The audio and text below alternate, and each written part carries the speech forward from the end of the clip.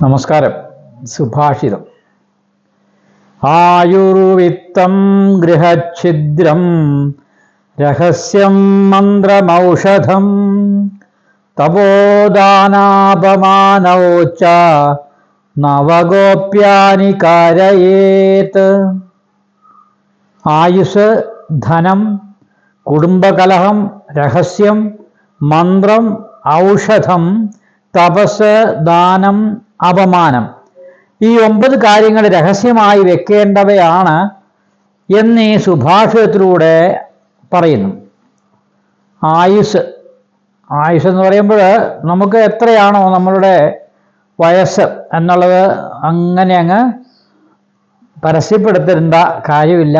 പിന്നെ പറയുന്ന ധനത്തെക്കുറിച്ച് പറയുമ്പോൾ ഇന്നത്തെ ഈ ഒരു കാലഘട്ടങ്ങളിൽ ധനം വളരെ ഗോപ്യമായി വെക്കേണ്ട ഒരു വിഷയമാണ് ധനം എന്ന് പറയുന്നത്.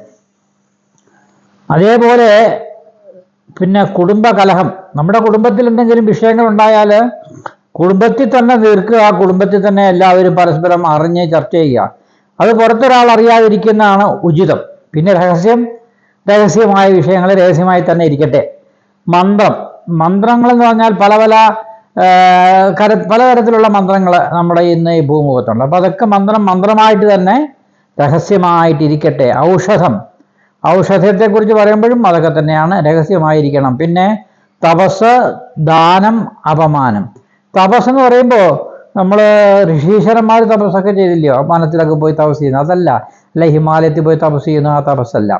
നമ്മളെന്തെങ്കിലും ഒരു കാര്യം ചെയ്യേണ്ടതായിട്ട് തോന്നുമ്പോൾ അതിനെ അകത്തേക്ക് ഇറങ്ങിച്ചെന്നിട്ട് വളരെ തപസ്സോടുകൂടി അതേ കാര്യം നിറവേറ്റാനുള്ള ഒരു മനസ്സുണ്ടല്ലോ. അപ്പോൾ കാര്യം നിറവേറ്റി കഴിഞ്ഞിട്ട് മാത്രമേ സമൂഹം അറിയാവൂ.